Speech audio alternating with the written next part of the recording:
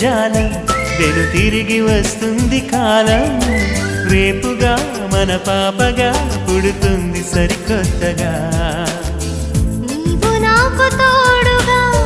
నేను నీకు నీడగా ప్రతి రేయి తీయగా పిలుస్తోంది హాయిగా ఇలా ఉండిపోతే చాలుగా నువ్వంటే నాకిష్టమని అన్నది నా ప్రతి శ్వాస